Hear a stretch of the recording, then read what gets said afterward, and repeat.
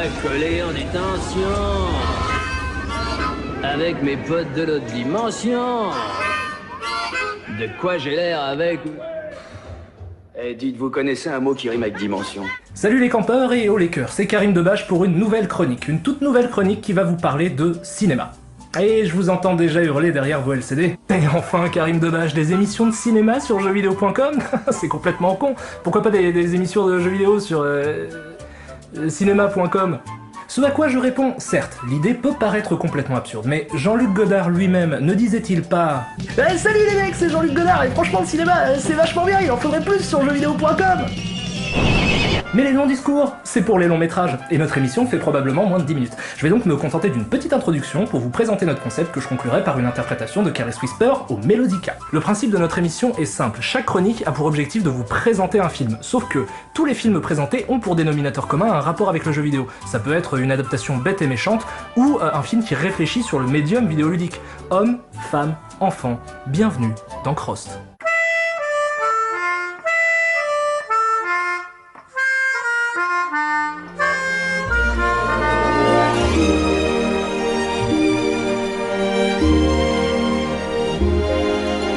Ok, tout seigneur, tout honneur, notre première émission s'intéresse à l'icône la plus célébrée de l'histoire du gaming, et par là même à la première adaptation live des aventures d'un héros de jeu vidéo au cinéma. Je parle bien sûr de cet énorme gâchis de temps, d'argent et de pellicule qu'est Super Mario Bros le film. Ça sonne pas déjà comme une idée de merde, sans déconner, juste quand je le dis? Bon, Super Mario Bros est un film américain sorti le 28 mai 1993 aux États-Unis, retenez la date, elle est importante, et réalisé par Rocky Morton, qui à l'époque était un illustre inconnu et qui aujourd'hui est un illustre inconnu. Le film fut en son temps un échec commercial et critique, méprisé par les cinéphiles comme par les gamers. Alors, vous vous doutez bien qu'il nous serait très aisé de nous mêler à la plèbe et de cracher allègrement sur cette œuvre, sauf que ici, on n'est pas là pour tirer sur l'ambulance. On est là pour lui défoncer sa race à l'ambulance. Le film commence par une petite introduction animée qui ferait passer n'importe quel gribouillis pour du Miyazaki, mais qui me permet de vous rappeler qu'il est sorti le 28 mai 1993 aux États-Unis, soit 2 semaines avant Jurassic Park. Et après ça, on est plongé dans le monde merveilleux et fantastique du royaume champi Brooklyn. De Brooklyn. On est plongé à Brooklyn parce que Mario est italien. Et que tous les Italiens vivent à Brooklyn, parce qu'on est dans un film raciste. Donc, Mario et Luigi sont 2 plombiers de Brooklyn qui rencontrent une jeune archéologue du nom de Daisy. Pourquoi Daisy? Pourquoi pas Peach? Parce que la vie est une pute. Il s'avère que Daisy est en réalité une princesse et se fait enlever par les sbires de Bowser. Princesse? Quoi? Une princesse? C'est incroyable! Du coup, Mario et Luigi vont tenter de la sauver parce que Luigi est tombé amoureux d'elle en une fraction de seconde, quelques scènes auparavant. Ce qui amène à la première différence entre le film et le jeu. C'est Luigi qui va pécho la princesse. Soulignant de ce fait une règle tacite au cinéma, quand t'es gros, l'héroïne, tu peux pas la pécho. Même si t'es Mario, quand t'es gros, tu peux pas être le héros. Daisy! Luigi? Daisy! Luigi! Bref, l'intrigue du film démarre lorsque Mario et Luigi vont au royaume champignon pour sauver la princesse, en passant par ce que je pense être le purgatoire des effets spéciaux ratés. Mais ne vous en faites pas, quand vos yeux auront arrêté de saigner, vous allez pouvoir commencer à pleurer en voyant ce qu'ils ont fait du royaume champignon. C'est le premier gros reproche que j'ai à faire à ce putain de film.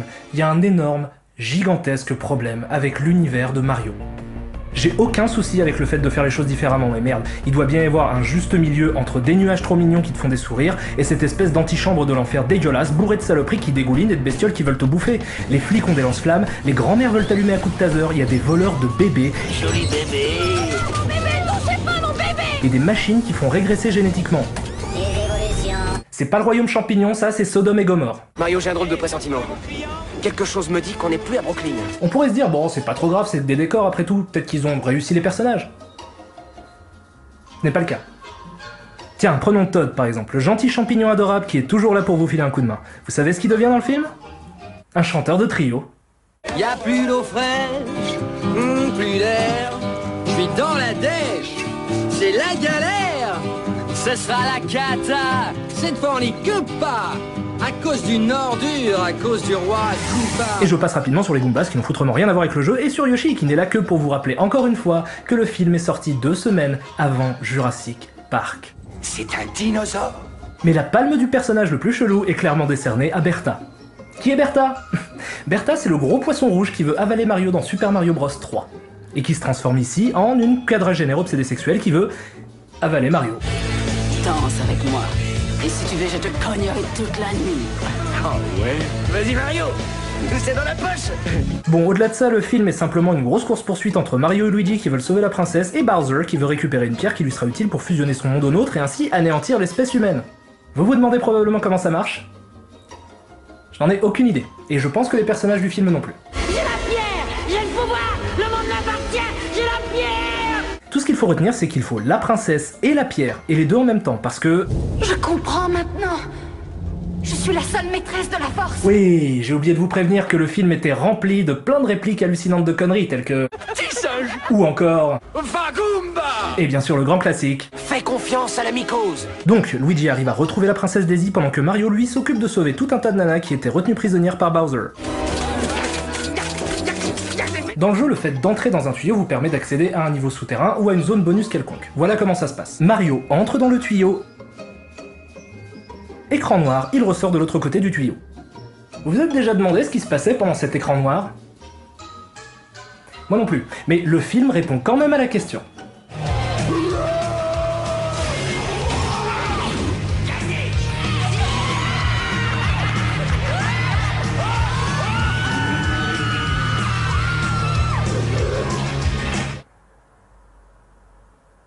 Ok, j'ai aucune idée de ce qu'ils essayent d'accomplir avec ce film. Ils voulaient visiblement faire quelque chose qui n'a rien à voir avec l'ambiance du jeu, vu la gueule de l'univers et le ton général, mais en même temps le film est bourré de clins d'œil au jeu, entre les tuyaux, les sauts, les blocs, les trampolines, on a l'impression qu'ils ont essayé de mettre dans le film tout ce qui peut sembler improbable au cinéma. Bref, après moult péripéties, les deux mondes sont fusionnés, Bowser arrive dans notre dimension, le temps de transformer un mec en singe, bizarrement, ça fait marrer tous les figurants. Mais c'était sans compter Mario et Luigi qui se servent d'un super tire-bouchon pour renvoyer Bowser dans son monde. Et le transformer en gros dinosaure. Et oui, le film est bien sorti 2 semaines avant Jurassic Park. 2 semaines. 2 semaines. 2 semaines. 2 semaines. 2 semaines.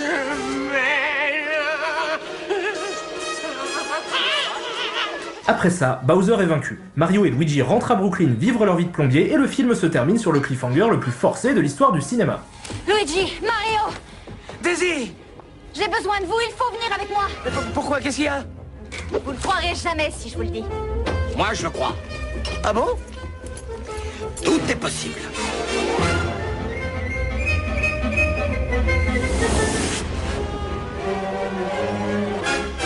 Super Mario Bros, le film, est un échec. Et franchement, je vois pas comment il aurait pu être vraiment mieux en fait. Vous savez quelle est la blague que je déteste le plus au monde? C'est celle qui consiste à dire « Hé les mecs, je sais pas si vous avez remarqué, mais c'est complètement débile Mario, c'est un plombier italien qui saute sur des champignons et des tortues. » Lol. Je déteste cette blague. Je la déteste de toutes les fibres de mon corps. Je la déteste tellement qu'à chaque fois que je l'entends, j'ai une irrépressible envie de frapper violemment celui qui l'a fait à grands coups de molette. Et vous savez pourquoi je la déteste? Parce qu'elle est complètement fausse.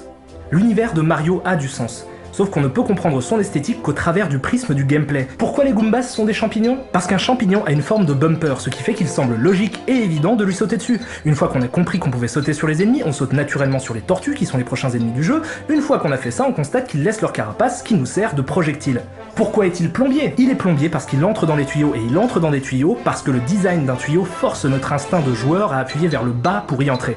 Tous les choix visuels et esthétiques de Super Mario Bros sont en fait des choix de gameplay déguisés. C'est pour ça que l'univers paraît super cohérent aux gamers et pas du tout à ceux qui ne sont pas de vrais joueurs. C'est pour des raisons de jeu que Super Mario Bros s'affranchit de toutes les règles de cohérence qui sont nécessaires pour faire un bon film. Le film est une immondice, pas parce qu'il s'éloigne de l'univers du jeu, mais justement parce qu'il passe son temps à le référencer à grands coups de clin d'œil complices pour flatter l'ego nerd de quelques spectateurs. Sauf qu'en faisant ça, non seulement le film devient complètement débile, mais en plus il souligne l'absurdité de l'univers du jeu et du coup amoindrit sa force évocatrice. Le film mérite amplement sa réputation d'infectebouze et l'idée même d'adapter Super Mario Bros au cinéma va à l'encontre de ce qui fait l'essence du jeu. Mario est et restera à jamais un pur objet de jeu vidéo. Alors oubliez ce film et jouez à Mario. Et soyez-en fiers, revendiquez votre statut de gamer, combattez le grand capital, décapitez vos rois et surtout, pensez toujours à vérifier qu'il reste du papier toilette avant d'utiliser les cabinets. Que ce soit pour la petite ou la grosse commission, parce que la gougoute est l'ennemi numéro 1 des sous-vêtements propres.